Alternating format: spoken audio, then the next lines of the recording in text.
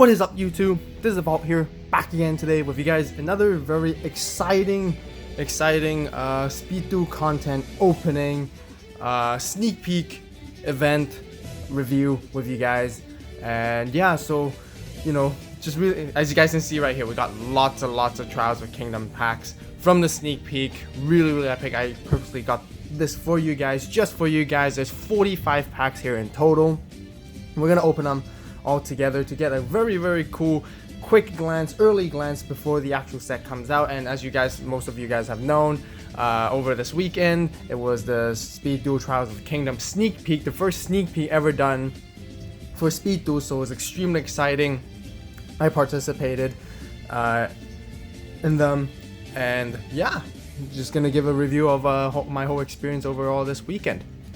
As you guys can probably see, there was the playmat, and the playmat is being covered up all by these packs right here. So I'm just gonna clean that up for you guys right here. I'm gonna put the packs. But so yeah, so what happened was your locals would host these sneak peek tournaments for Speed Duels, and basically it's a draft or sealed format. So basically it's very similar to that Scars of Battle sealed format where you would pay for entry, and then you would get 10 packs with a skill, and this time was a lot more interesting as well, which I will go into more detail about it. So yeah, you get 10 packs and you have to make a deck out of those 10 packs within that kind of constructed seal format. I don't know, it's not constructed, sorry, sealed format, draft sealed format right here.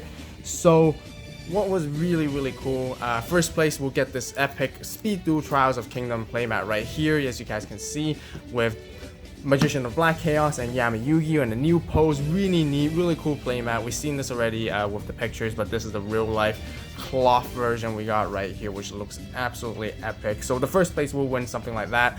The many local tournaments will also have a raffle for the other one, so another random person in the tournament will win this as well. I actually did come first place in one of my tournaments and won this so that I can showcase you guys, and of course, makes total sense to include this. So once again, want to let you guys know this is going to be quite a long video, honestly, but I want to give you guys really good information and updates, even tips and tricks on how to play better in constructed Speed Duels down the future, for more tips so that you guys can keep in mind of for the future if we're ever gonna get more sneak peek down the road. But I'm very sure we will. So yeah, we will open the packs as well, but we'll go break through everything bit by bit right here. So what you get upon entry, you get this exclusive ultra rare Terror from the Deep skill. It depends on your locals. Some of them would give them to you directly, some of you would have you to complete a mission card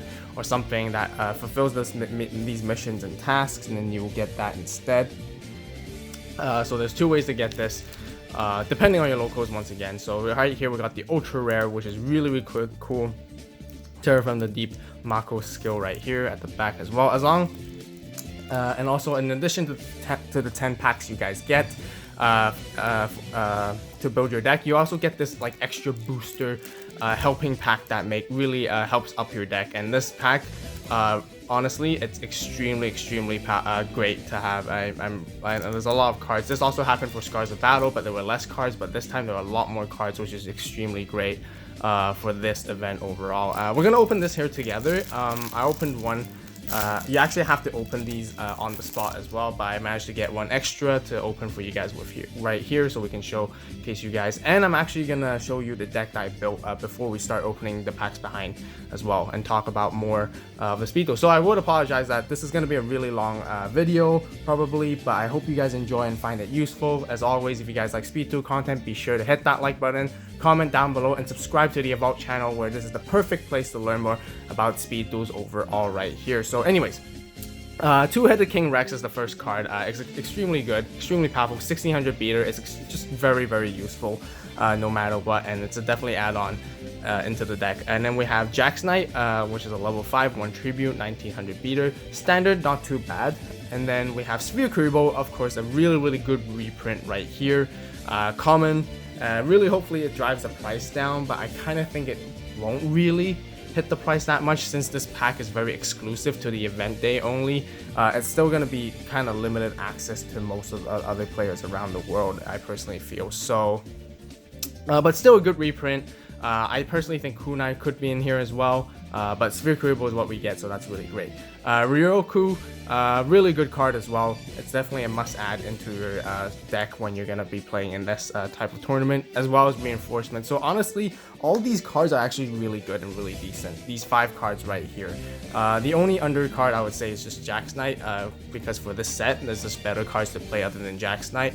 But now we're going to move on to the skills. We got a couple of skills right here. First of all, Fusion Party. You guys saw my leak video before as well, my insights. I kind of think these skills are not the greatest and not the best. But now rethinking about it, it was actually just a really good idea actually to be having for this specific sealed draft format, and it makes it very well balanced. It actually expands your options and make it a lot more fun. So I give kudos to these skills, not too bad. But for regular proper speed duels, these skills are kind of underwhelming, honestly. Like I said, you know, I really think they should be at least twice per duel or whatever it is. But anyways, Fusion Party allows you to fusion summon. It basically acts as a polymerization, and the character for it is Christine right here. Pretty neat. This card does come in handy. I will show you guys. Ritual Ceremony, which is Emma, basically allows you to essentially search your ritual spell when as long as you have a the ritual monster on your hand, and you reveal it to your opponent, basically, which is really good as well. So it does boost up if you're playing rituals. And then we got Low Blow, basically like the opposite of Power Up, which was the exclusive skill we got from Scars of Battle. Basically, you choose one of your opponent's monsters and it loses 500 attack. Honestly, I think it would be pretty good if this was more like a quick effect, or you can use it during the battle phase or during either player's turn. Honestly, I think that would be much cooler. But yeah, not the greatest, but it does help. Some players do choose to play this, and it does help them a little bit, but not for me. And then here we have Digging for Gold, which is David. Oh yeah, and the other one was Andrew. These are the NPCs. You guys can, some of you may recognize, they're from the Duel Links NPC. Normal characters in the Duel Monsters Duel world. Digging for Gold. I personally think this is the best skill to have, because all you have to do is just banish 3 cards in your graveyard and draw 1 card. And it's not much of a cost. It's an instant +1, and it's just really good, simply because banishing doesn't harm you at all, honestly, in this seal format, unless you really somehow got cards that are very heavy graveyard centric, but it's very unlikely in this set anyways overall. And yeah, you can use this whenever, and you know, drawing a card advantage is always great. Like drawing a card in Yu-Gi-Oh is just absolutely insane, especially speed duels. It's an instant advantage that you get from it. So next I'll probably just move on into how I built my deck. So I did open up 10 packs already because I participated in the tournament, and my first place type, I guess, sort of like deck profile. And I know some of you guys want to be, want to give some tips to some of you guys here who are actually interested in how to deck build in these kind of situations. And I hope my tips and tricks really will help you out. Of course, first of all, it's very subjective because everyone pulls different things. But I still wanted to share this content with you guys, with this type of information, to really help you guys learn and how to play better. You know, I know it's very RNG based and luck based. Sometimes your luck can just be very bad. You just get no good cards whatsoever, and you're just gonna be losing because of that. But also, you know, the creativity and the thinking strategy of building the deck really heavily relies on this as well, and how good and how knowledgeable you are. Anyways, we're gonna go in more detail as we go. But yeah, I pulled, for my holos, 2 ultra rares. I pulled Magician of Black Chaos, which is absolutely awesome. I also pulled Floodgate Trap Hole, one of the best trap cards, or one of the best cards in the set that came along with this period. Really good. I'm not gonna lie that this literally helped me win many games. Zombie Master, which is really great as well, but we don't end up using.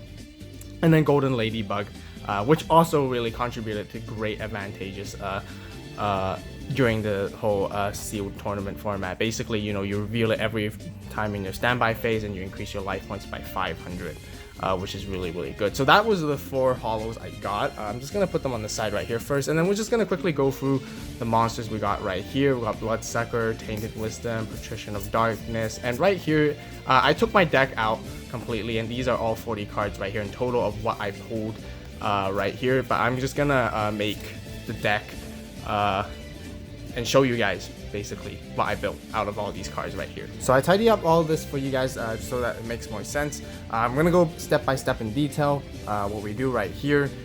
So first of all, you need to identify the cards that are useful, or identify the cards that are completely not useful.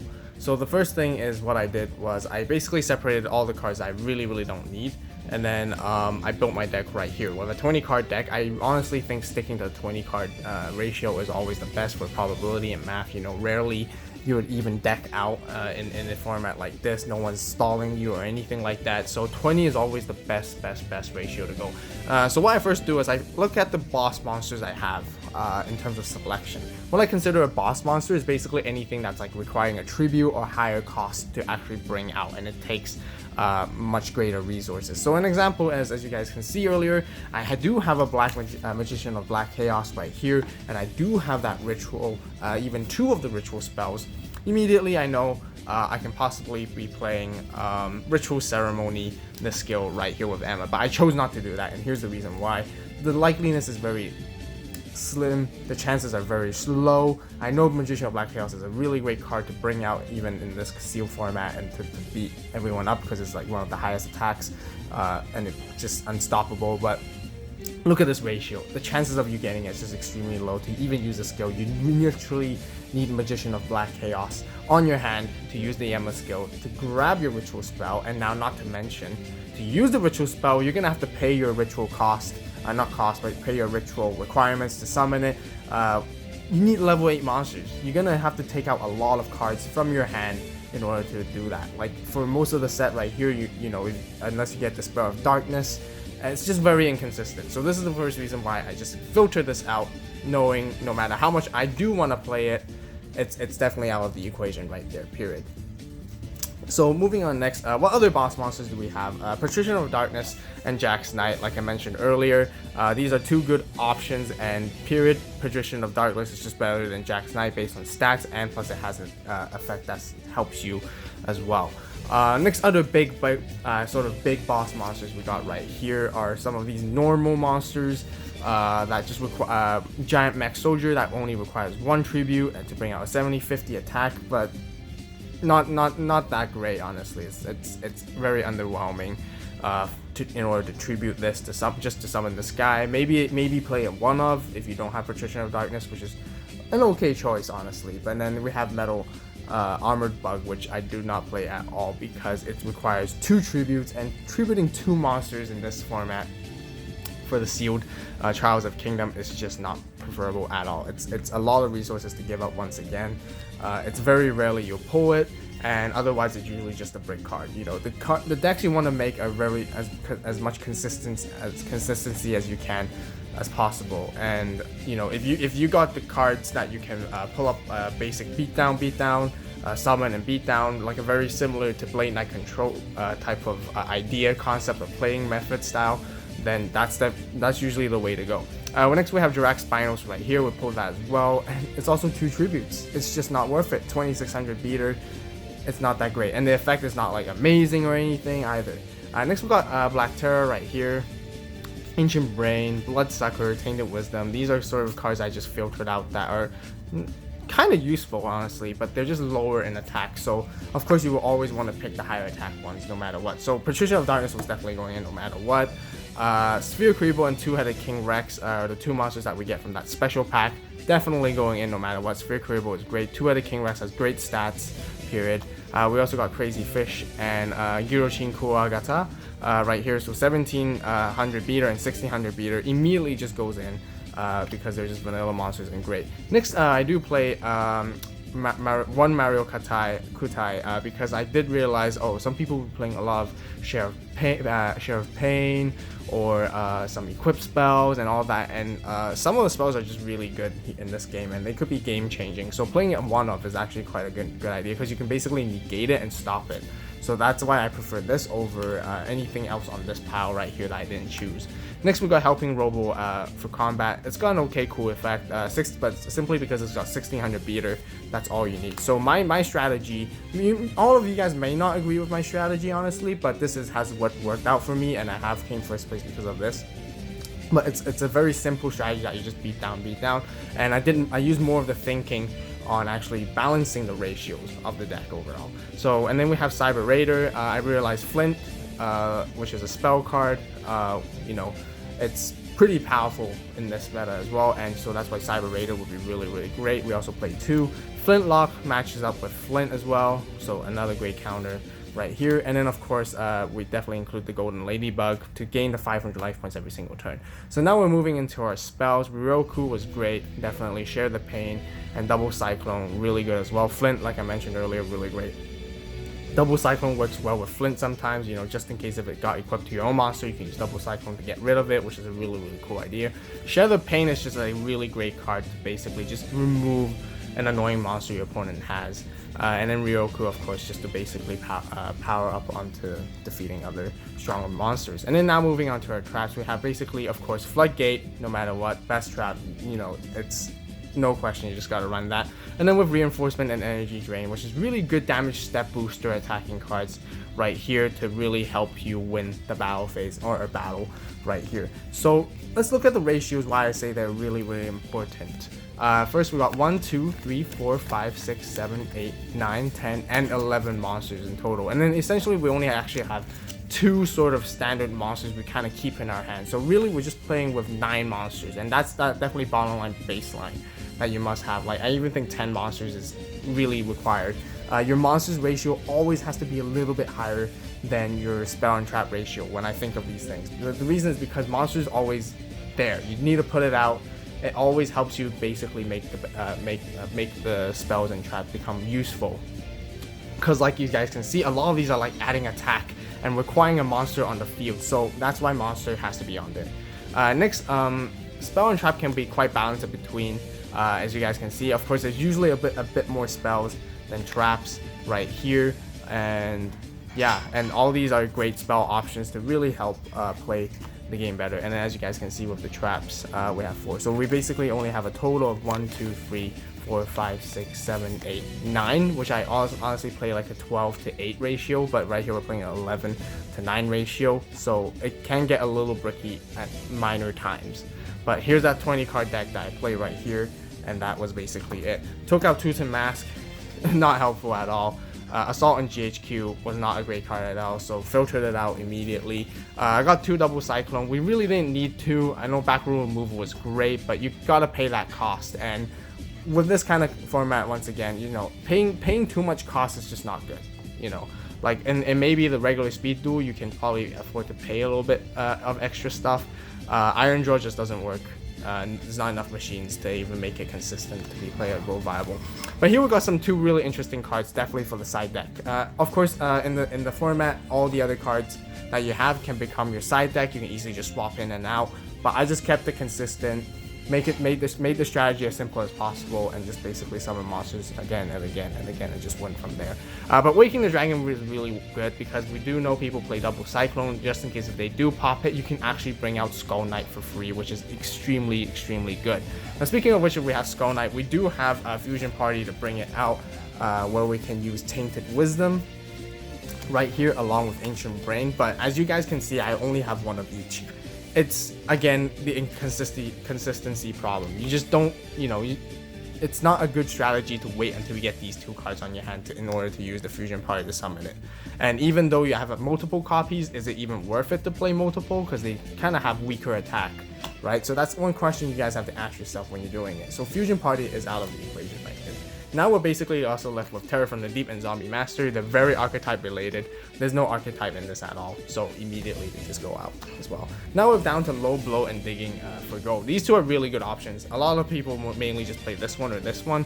I don't do Low Blow just because I personally think Digging for Gold is just playing out better. The card advantage you need is just definitely there. You know, drawing a card for free, almost, essentially. You have to banish free cards from your graveyard, but you know, you don't play anything based on the graveyard, at least for my deck. So Digging for Gold David was basically the way to win. David won me those games by giving me that extra 1 card, that extra 1 monster, that extra 1 spell to change the game when we're actually playing the top decking towards the end. So yeah, that basically rounds off this how I built these kind of decks. right here. So I hope you guys find this video useful, and these tips and tricks on how to play better in constructed or sealed, sorry, not constructed, I keep saying constructed, apologies, sealed format or sealed draft formats where you know, open these packs and you have to pick cards and build your own type of deck thing. I hope you guys find it useful. I really like this type of format. It's actually extremely fun. Everyone's in equal ground. It's really about your deck building skills, and again, yes, it does come down to RNG and luck as well. And you know, sometimes you just get very unlucky, you just can't build those cards, but it is your job and your responsibility to make the most out of it as possible to basically win from there. And yeah, I will admit that I did get a lot of good cards right here. And yeah, sorry again for the really long video, and I didn't expect to be this long, and I did promise you guys I will be opening these packs as well.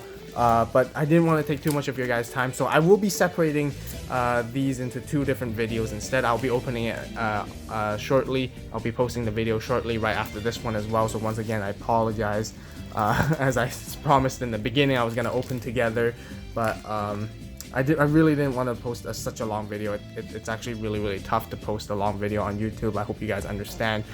So yes, but I do promise I will be opening these right after, and basically be uploading like a part 2 type of thing going on. So once again, if you guys want to be stay tuned for that, be sure to subscribe and click the notification bell so you guys don't miss out on the newest video. I will be posting this video as soon as possible as well once I complete with that. So yeah, once again, I hope you guys enjoyed this content video right here. Let's just take one more final look of the playmat before we leave it off for here. But we'll be seeing this playmat quite often from here on now, since lots of Trials of Kingdom related content over here. But yes, this is the playmat that once again you win from becoming first place. And I really hope Konami continues to do this for speed duels, and I really like it. It's just absolutely great and amazing. So yeah, once again, what do you guys think? Comment down below. Let me know if you guys participate in any of your speed duel sneak peeks over this weekend. What guys did you play? What sort of experiences and what you guys feel, and how fun was it? Do you guys enjoy it? Do you want more of these, or do you guys just prefer regular the speed duel format tournaments where you just build your own constructed deck instead? But yeah, comment down below. Let me know if you find the video helpful and you enjoyed it. Be sure to hit that like button again. Once again, helps a lot. Subscribe to the AVAULT channel as always to stay tuned for speed duel content on this channel. This is the perfect place to be to learn about speed duel content. Once again, thank you guys so much for watching. You guys have a great day, great night, wherever you are. And this is AVAULT signing out.